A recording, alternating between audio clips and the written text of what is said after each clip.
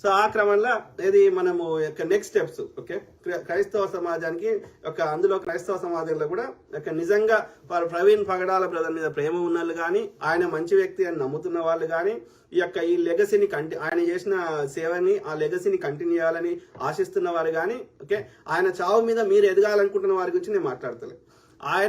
ఆయన మీద నిజంగా ప్రేమ ఉండి ఆయన చేసిన పరిచర్య కానీ ఆయన చేసిన సేవలు ముందుకు తీసుకోవాలి, ఆయన ఆదర్శాలు ఇంకా చరిత్రలో నిలవాలి అని నిజంగా ఆశపడుతున్న వాళ్ళకి నేను రిక్వెస్ట్ చేస్తున్నా ఏమని ఇది కంటిన్యూ చేయాలి. Let us continue the legal fight okay. ఈ legal fight for the justice, దోషులకు శిక్షలు పడేంత వరకు ఆ పోరాటం ఆపకూడదు. First request okay. తర్వాత నేను గతంలో చెప్పినట్టుగా బ్రదర్ పేరు మీద ఎక్కడైతే చనిపోయిండో అక్కడ నుంచి కొంత దూరంలో ఓకే ఒక 5 నుంచి 10 ఎకరాల స్థలంలో మంచి మెమోరియల్ పార్క్ కట్టాల్సిన అవసరం ఉంది బ్రదర్ పేరు మీద ఓకే. దాంతో పాటు అక్కడ అదే మెమోరియల్ పార్క్ లో ఒక మ్యూజియం, ఒక లైబ్రరీ ఇట్లా కట్టాలి. అందులో ఆయనకు సంబంధించిన ఆయన మాట్లాడిన వీడియోల కలెక్షన్ కానీ ప్రజలు ఆయన గురించి మాట్లాడిన టెస్టిమోనీ కానీ అవన్నీ ఒక సందర్శకులకి ఎవరైనా వస్తే అతనికి సంబంధించిన హిస్టరీ తెలవడానికి అతను చేసిన సేవలు అక్కడ పెట్టాలి ఓకే. అట్లనే బ్రదర్ పేరు మీద ఒక ఎన్జిఓని ఏర్పాటు చేయాలి, నాన్ ప్రాఫిట్ ఆర్గనైజేషన్ చేసి అందులో వచ్చిన డబ్బులని ఈ కేసు కానీ మ్యూజియం కానీ పార్క్తో పాటు ఆయన ముఖ్య ఆశయం పేద పిల్లల్ని చదివించడం. ఆ పేద పిల్లల్ని చదివించడం కోసం కూడా ఈ ఫండ్స్ను వాడాలి ఓకే. అప్పుడే ఆయన ఆశయము ఇది నిలబెట్టిన వాళ్ళం అవుతాం. ఊరికే గాలి మా వీడియోల ముందు ఉట్టి స్పీచ్లు ఇచ్చిపోతే సరిపోదు ఓకే. క్రిస్టియన్ లీడర్స్ అందరికీ ఎవరైతే ప్రవీణ్ బ్రదర్ మీద జెన్యున్ గా ప్రేమ ఉందో ఆయన సావు మీద పేలాలు ఏరుకుందాం అనే వాళ్ళ గురించి కాదు నేను ఓకే. ఆయన మీద నిజంగా జెన్యున్ గా ప్రేమ ఉన్న వాళ్ళు నేను చెప్తున్న పాయింట్స్ ని ఆలోచించండి ఓకే.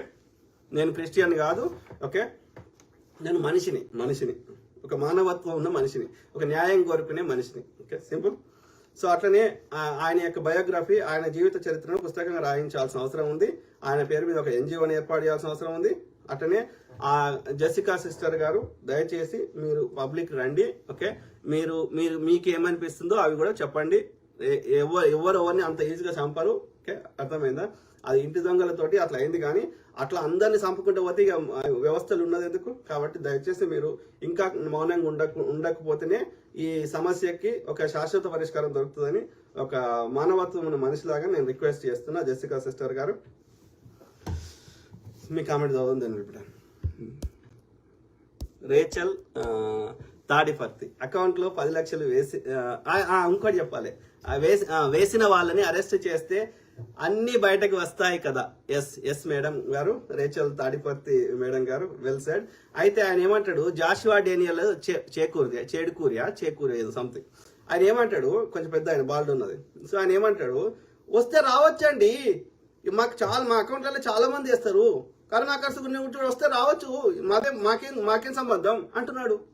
అంటే నీ అకౌంట్లకి ఎవరు డబ్బులు వేస్తున్నారు, అవి తీసుకోవాలన్నా వద్దా అనే దానికి ఒక ఉండదా కొలమానం? ఆయన ఫస్ట్ రియాక్ట్ అయ్యాడు. తర్వాత డాక్టర్ అభినయ్ దర్శన్, తర్వాత స్టీఫెన్ పాల్, తర్వాత ఈ వెస్లీ దంపతులు, తర్వాత వాళ్ళ సిస్టరు, ఇంకా ఒడోడో ఉమ్మడి చెక్కాడు, వాళ్ళ పేర్లు కూడా నాకు తెలియదు. అర్థమైంది? అట్లా అంటాడు జాషువా డేనియల్ అట్లా అంటాడు, వస్తే రావచ్చండి ఎందుకంటాడు? నీకు తెలియకుండా నీ అకౌంట్లో వేస్తే నువ్వు నోరు మూసుకొని కూర్చున్నావా?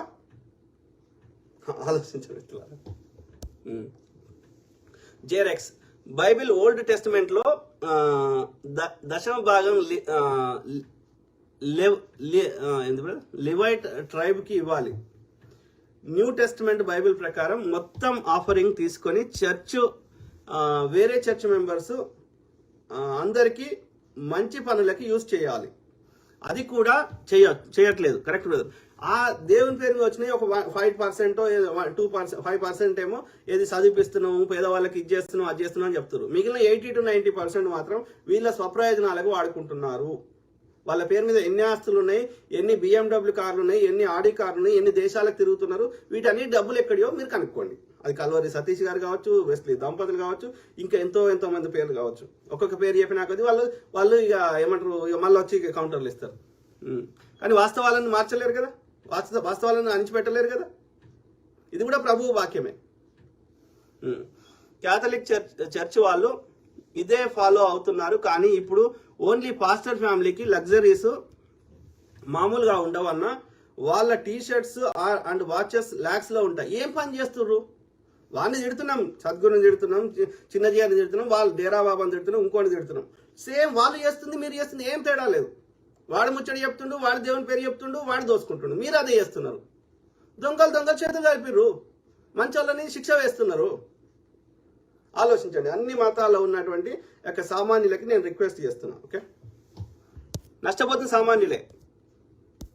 జాన్ ప్రసాద్కే అన్న ఎవరు ఏమన్నా పట్టించుకోవద్దు దయచేసి. Thank you brother. చేద్దాం, పట్టించుకుంటలేను కానీ అదే మనం ఏమంటారు వాస్తవ ప్రజల్ని చైతన్యం చేస్తున్నాం, అది కరెక్ట్ వర్డ్.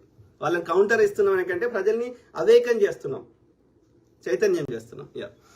యాంజలినా మసయ అంతేనా, మసయ.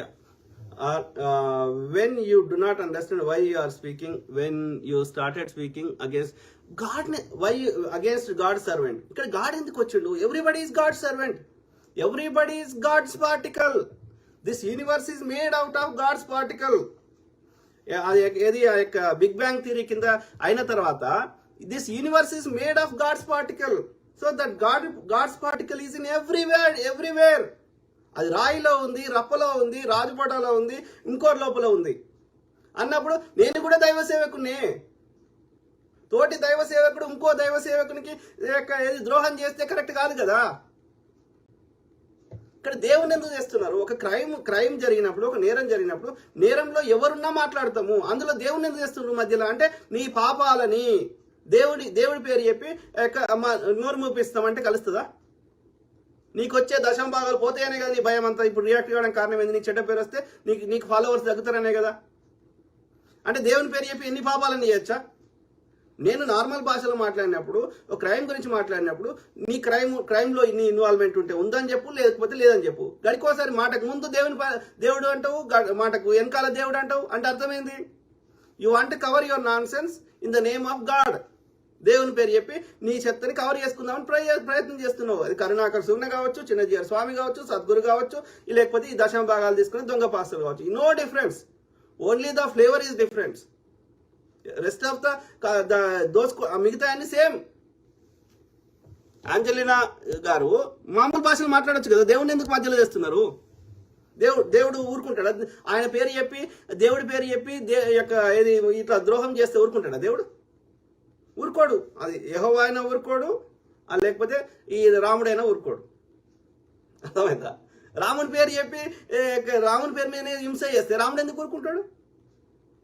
రాముని కూడా మోసం చేసినట్టే, ఇక్కడ యెహోవాని కూడా మోసం చేసినట్టే. మేము ఏ మతంలో ఉన్నా సరే ఈ దొంగలని పబ్లిక్ ముందు బయట పెడతాం అంతే. అక్కడ క్రిస్టియానిటీలో ప్రవీణ్ పగడాల లాంటి మంచి వ్యక్తులు ఉండొచ్చు, ఇక్కడ ఏది సనాతన ధర్మంలో రమణ మహర్షి లాంటి గొప్ప వాళ్ళు ఉండొచ్చు. ఓకే, మంచి వాళ్ళని మేము ఏమంటలేము. దేవుడి పేరు చెప్పి వ్యాపారం చేస్తున్న వాళ్ళు, హింస చేస్తున్న వాళ్ళు, దోపిడీ చేస్తున్న వాళ్ళని తప్పకుండా ఎక్స్పోజ్ చేస్తాం. అది ఏ దేవుడైనా సరే, దేవునికి ఏ పేరు పెట్టినా సరే. Simple. Vinay Rajakochala, thank you brother. John ప్రసాద్కే, బిషప్ రెవరెండ్ డాక్టర్ రాజు గారికి ధన్యవాదాలు. Thank you.